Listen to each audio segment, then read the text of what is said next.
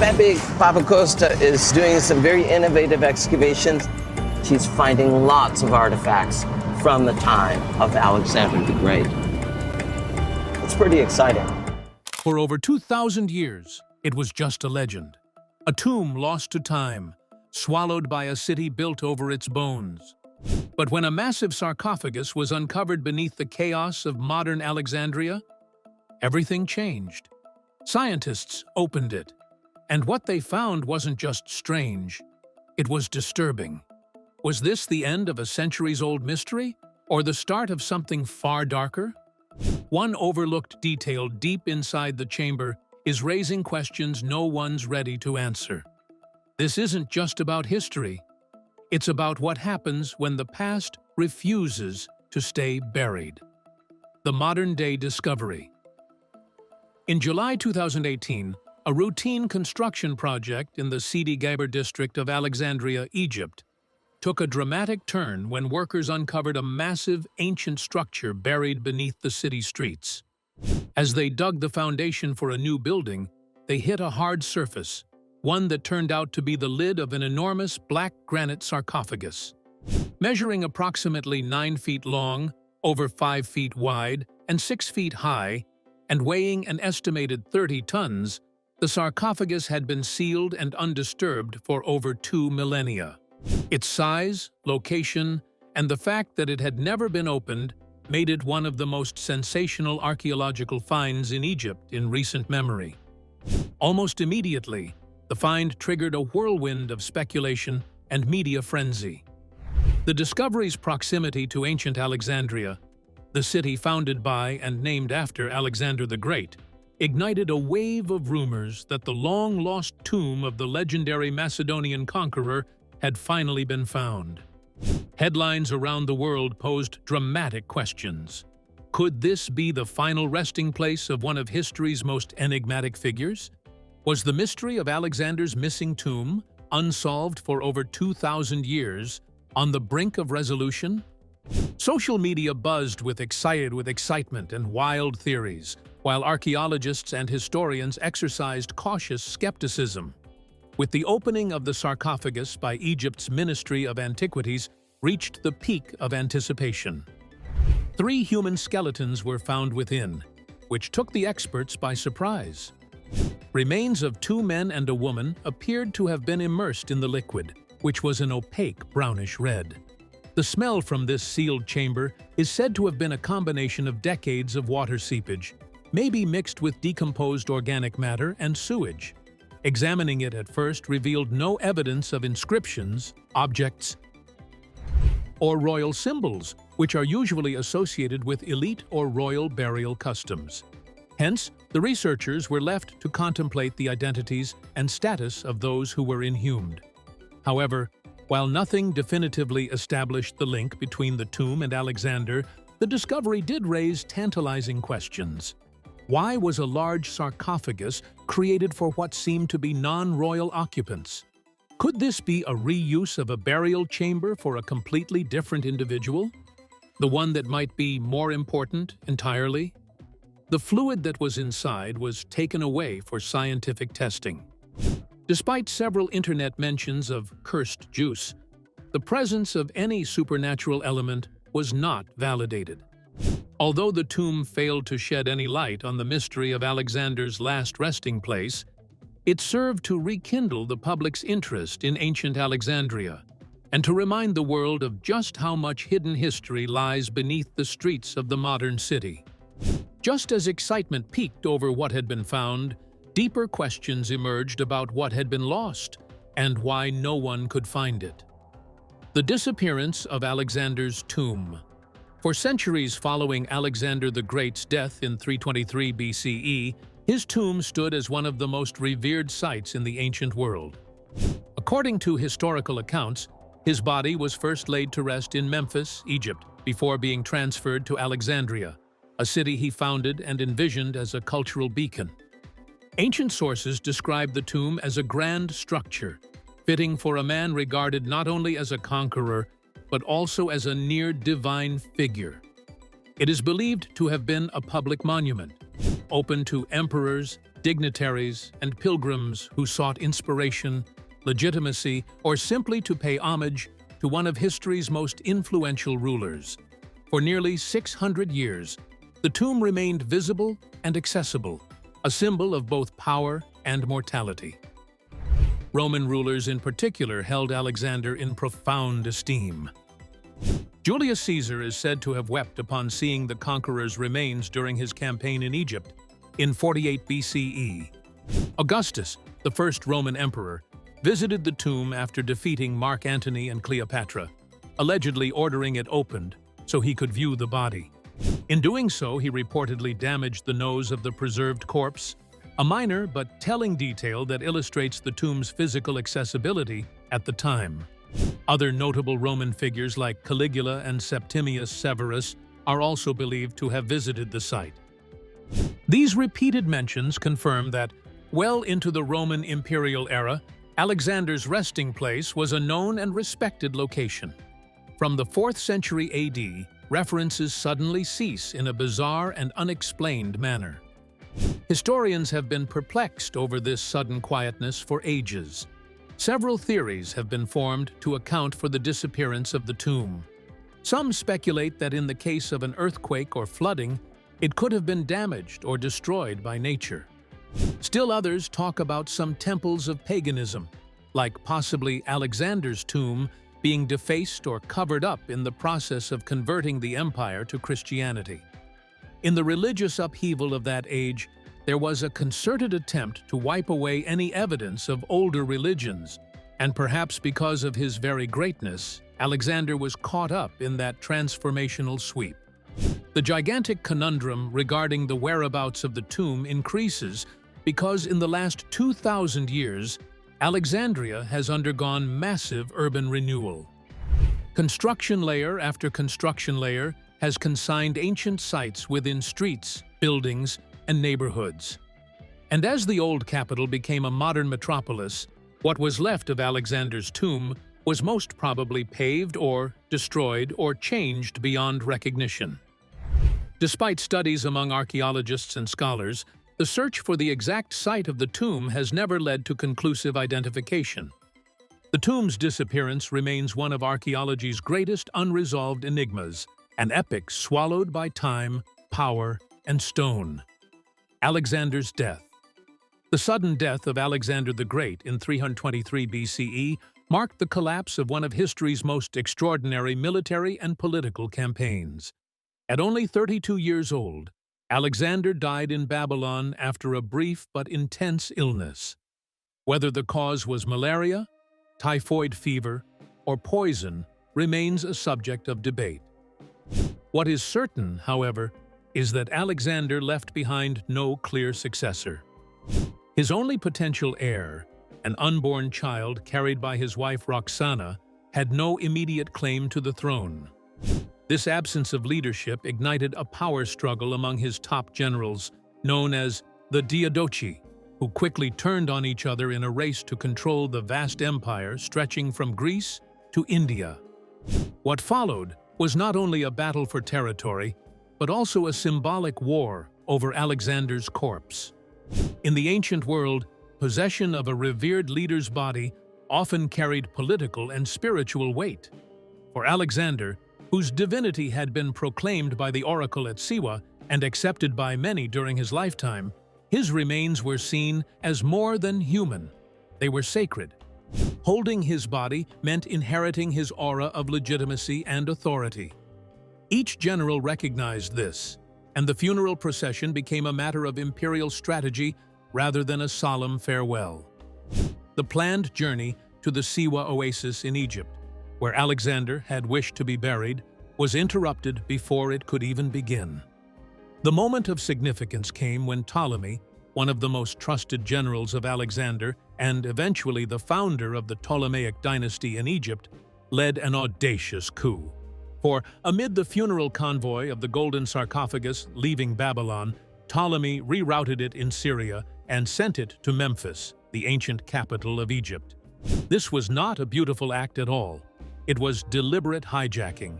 Ptolemy, by bringing the conqueror's body into Egypt, firmly established his position of right to rule, not by military power alone, but by divine association. Memphis, and later Alexandria, would thus serve as the stage upon which Ptolemy constructs his lineage, while wrapping himself in the shadow of Alexander's legacy. A politically appropriated act thus formed the ground for the shaping, manipulation, and contestation of Alexander's legacy long after he had died. It connoted starting a transformational process for turning his body into a symbol that was wielded by others to make claims to power. Not only was the redirection of the tomb away from Alexander's stated spiritual destination a betrayal of his last wishes, but it was also a beginning to his transformation into a symbol one, wielded by others to assert authority. This maneuver of Ptolemy guaranteed Egypt, rather than Macedonia or Babylon, as the focal point of posthumous imagery for Alexander. Ptolemy took the body, and thus he took the myth, and from this act founded a dynasty likely to last nearly 300 years, the burial that never happened. Among the many mysteries surrounding Alexander the Great's death, none is more symbolically charged than his unfulfilled burial wish. Historical accounts suggest that Alexander requested to be buried at the temple of Zeus Ammon in the Siwa Oasis, a remote and sacred site deep within Egypt's western desert. Years earlier, he had traveled there to consult the oracle, a journey that profoundly shaped his identity. The oracle reportedly greeted him as the son of Zeus Ammon, affirming the divine status he had begun to claim. This declaration wasn't just symbolic. It became central to how Alexander saw himself and wanted to be remembered, not merely as a king or conqueror, but as a semi-divine figure destined to transcend mortal limits. The temple at Siwa held immense religious weight for both Egyptians and Greeks. For Alexander, it represented the perfect resting place, hallowed ground that bridged two worlds he had conquered and sought to unite. The sanctuary, isolated in the desert and difficult to reach, would have made for a spiritually resonant and politically neutral burial site. There, among the windswept dunes and the whispers of ancient gods, Alexander hoped to cement his legacy as both ruler and deity. A tomb at Siwa would have been more than a final resting place. It would have been a divine monument to his enduring myth, reinforcing his self-image as the son of a god. Was it Alexander's death which began to let chaos into his empire? Similarly, political ambition ran rampant, burying his funeral plans. The Diadochi had more pressing matters on their mind than assisting Alexander in obtaining his religious wishes. His generals wanted to cash in on his corpse for power. In this rush to control his legacy, the funeral procession never reached the desert temple, instead getting intercepted on the way by Ptolemy, who redirected the corpse towards Egypt's political heart, first Memphis, then ultimately Alexandria. Ptolemy denied Alexander his sacred burial, thus rewriting the myth to satisfy the needs of a new regime. What was divine now became political, and the Siwa Oasis turned into a mere footnote in the epic of a stolen legacy. This shift from the late wishes of Alexander has incited centuries of speculation. Had the body reached Siwa, what in all likelihood might have happened? Could the site have been obscured by time or purposely erased? Modern archaeologists and historians are still examining ancient texts and lost records for evidence. The haunting idea that perhaps Alexander was denied his intended burial place infuses the story with a sense of unfinished business. So long as the true tomb of the great Alexander remains hidden, the enigma of Siwa is a titillating echo of all that was meant to be, and that which was never allowed to be. Clues hidden in Alexandria's underground. Beneath the bustling modern streets of Alexandria, a quiet yet persistent archaeological effort has been unfolding for decades, led by Greek archaeologist Calliope Papacosta. As the head of the Hellenic Institute for the Research of Alexandrian Civilization, Papacosta has dedicated much of her professional life to a singular mission: locating the long-lost tomb of Alexander the Great. While many previous efforts to find the tomb have ended in disappointment or dead ends, her approach stands out for its blend of historical rigor and modern scientific methodology. Her focus has been on an area believed to have once housed part of the royal quarters of ancient Alexandria, now obscured beneath dense neighborhoods and neglected public spaces. Papacosta's team employs cutting-edge technology, most notably electrical resistivity tomography, ERT, a non-invasive method that allows researchers to peer beneath the surface without disturbing urban infrastructure. This technique sends electrical currents into the ground to map subsurface anomalies, voids, buried walls, tunnels, or chambers that might otherwise remain invisible. In a city like Alexandria, where centuries of construction and destruction have layered history beneath asphalt and concrete, such tools are invaluable. Through careful surveying and targeted excavations, her team has uncovered significant architectural fragments, suggesting the presence of monumental structures buried below.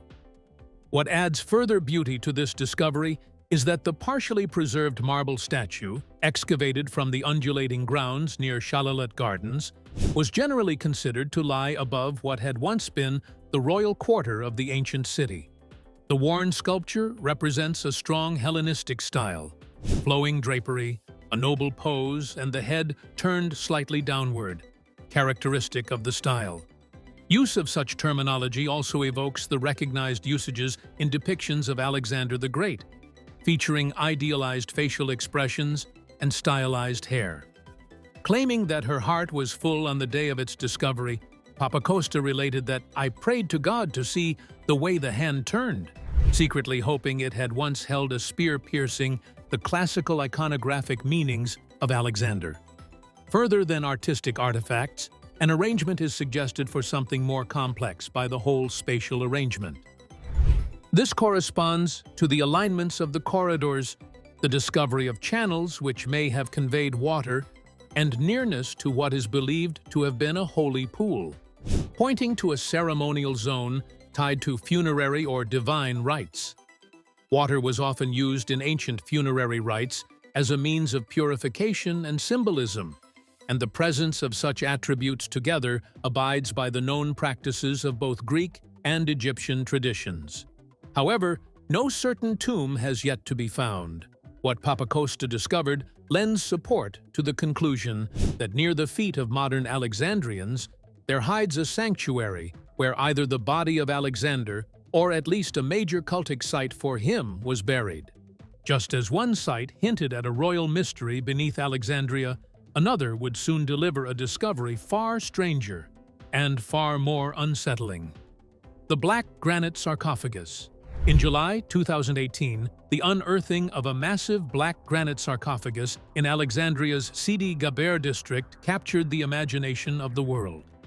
Unlike most burial containers of its time, this sarcophagus was enormous, over 9 feet long, nearly 6 feet tall, and weighing more than 30 tons.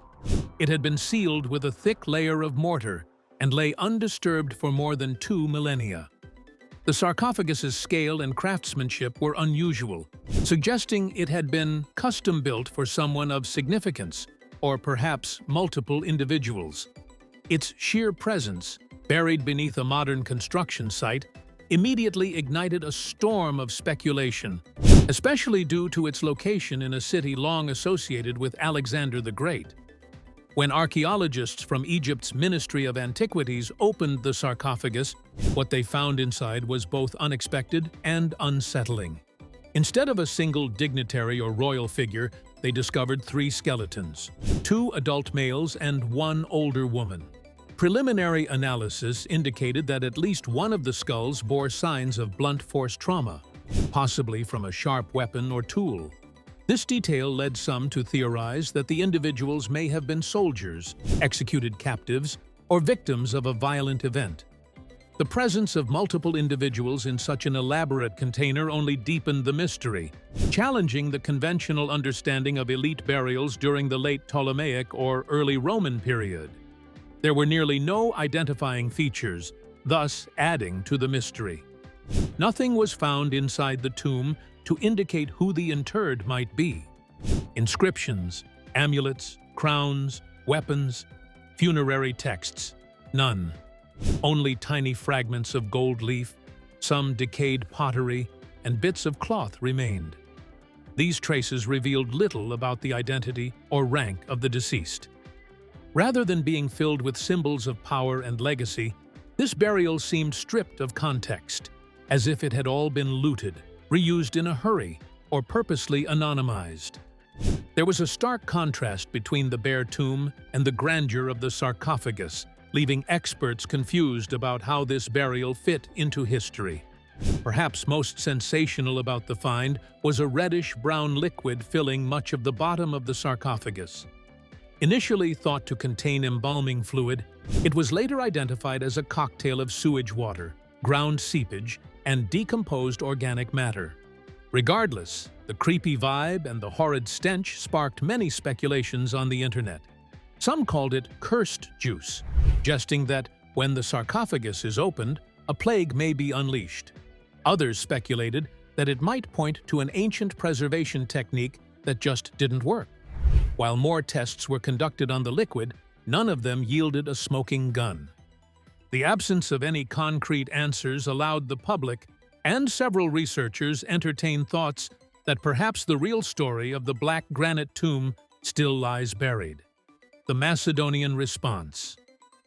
In northern Greece, near the ancient city of Amphipolis, a monumental burial site was uncovered in 2012 that quickly drew the attention of archaeologists and historians around the world. Known as the Casta tomb, this massive structure stands as the largest tomb ever discovered in Greece, dating back to the late 4th century BCE, the same period as Alexander the Great's death. With a perimeter measuring nearly 500 meters, the scale of the tomb is unmatched among contemporaneous burial sites. Its grandeur and engineering suggest that it was constructed for an individual or group of extraordinary significance. From the outset, its size alone sparked theories that it might be tied to the royal Argead dynasty, Alexander's bloodline. As excavations progressed, the Casta tomb revealed an array of architectural and artistic elements rarely seen together. Guarding the tomb's entrance were two stone sphinxes, mythological creatures typically associated with divine protection. Just beyond, two exquisitely sculpted caryatids, female figures used as columns, stood sentinel at another threshold, reinforcing the tomb's ceremonial character. A richly detailed mosaic floor depicting the abduction of Persephone by Hades was also uncovered, a myth often symbolizing death, rebirth, and the passage to the underworld. These artistic choices were not arbitrary. They suggested a burial rooted in religious symbolism and potentially royal or divine associations, echoing the kind of mythic identity Alexander himself cultivated during his lifetime. Archaeologists had come into a deepened intrigue for the excavation of the inner sanctum that contained skeletal remains of 5 individuals, old women beyond 60, 2 men ranging between 35 to 45 years younger, a newborn, and a 5th whose body had been cremated. It included pieces of gold decoration with weapons and remnants of a wooden coffin. While few remains identified, diversity in burial could dip into either a dynastic family tomb or a repurposed one through time. Very unusual is that burial and cremation have characterized a complex at a period that begs the what of identities and what motives for presence in the same holy ground. More compelling than anything else about the Casta tomb references in their invitation to symbols of the Argead dynasty. The walls had images of stars, of rosettes, of Macedonian shields, all of them inextricably connected with Alexander's royal heritage. While there hasn't been a consensus among the specialists regarding the burial occupant, the majority speculate the tomb could belong to someone from Alexander's inner circle, like his mother Olympias, his close companion Hephaestion, or even a powerful general. There are no definitive links to it with Alexander himself, but the opulence of the tomb, its symbolism and timing, have kept placing it in the spotlight as among the most likely sites associated with the continuing legacy of the Macedonian. unsealing the tomb. In a development that quietly rippled through archaeological circles, a highly restricted excavation in Alexandria reportedly led to the opening of an alabaster sarcophagus unlike any previously uncovered in the region. Sealed with a thick, amber-colored resin and entirely devoid of inscriptions or identifying marks, the sarcophagus was discovered deep beneath a part of the city long theorized to house remnants of its royal quarter. The secrecy surrounding the dig, limited press access, no formal announcement, and tight government oversight immediately stirred rumors that something extraordinary had been found. Whispers from those close to the project suggested that the find could be directly linked to one of history's greatest enigmas, the final resting place of Alexander the Great. Inside the alabaster sarcophagus lay the remarkably preserved body of a man, reportedly in his early 30s, coincidentally, the age at which Alexander the Great died.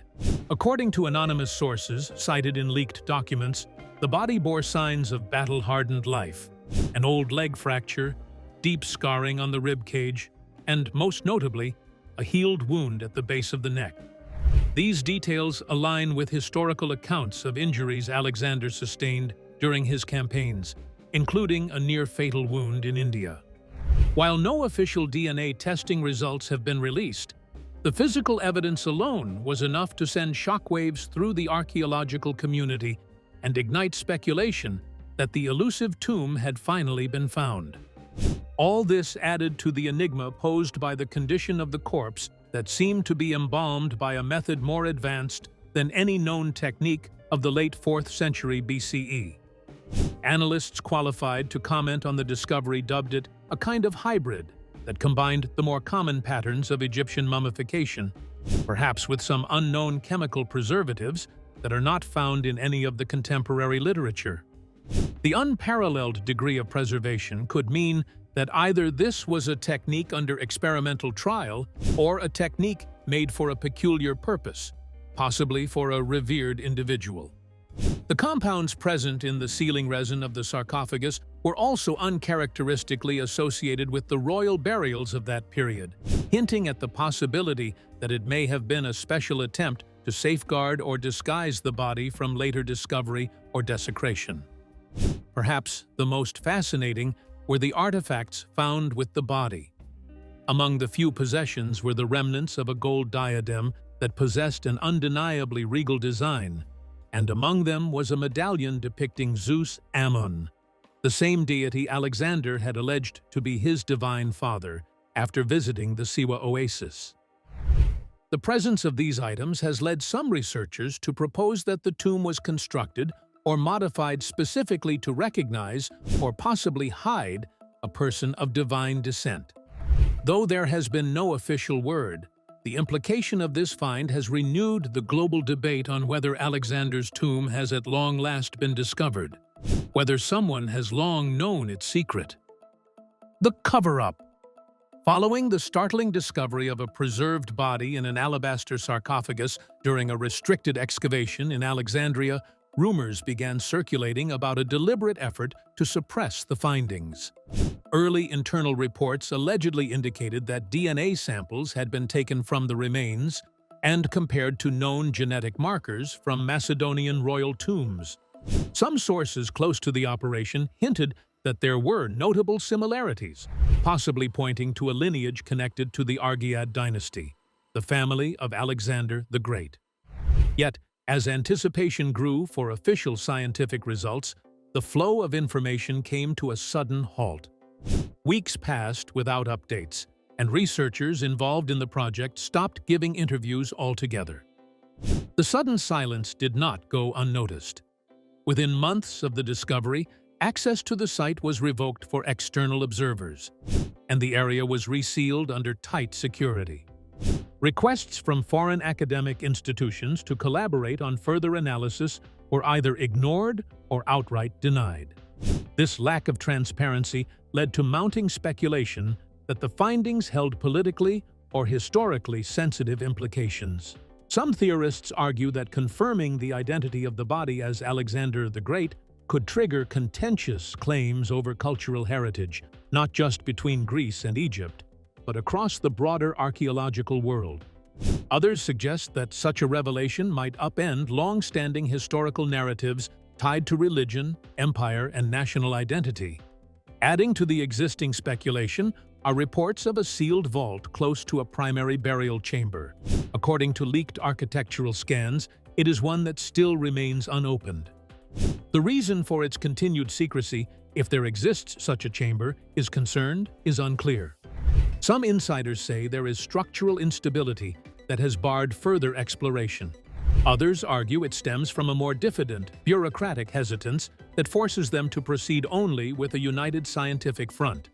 Nevertheless, this idea chamber untouched, still below Alexandria, possibly holding further artifacts, documents, or even remains, has pulled in global academic and media interests. Wonder whether this unexplored vault could be the last one left with definitive proof of Alexander's burial and the actual fate of his body. Official non-disclosure has only worsened public distrust and added fuel to conspiracy theories. It is speculated by some that it is indeed a cover-up intentional attempt to defer or block findings that might propagate shifts in historical paradigms or ignite geopolitical tensions. Though it must be said that, while Egyptian officials have not come forward to strike a public note regarding the growing controversy, their silence over the excavation has become a louder announcement than any, even as the site was sealed off and questions silenced.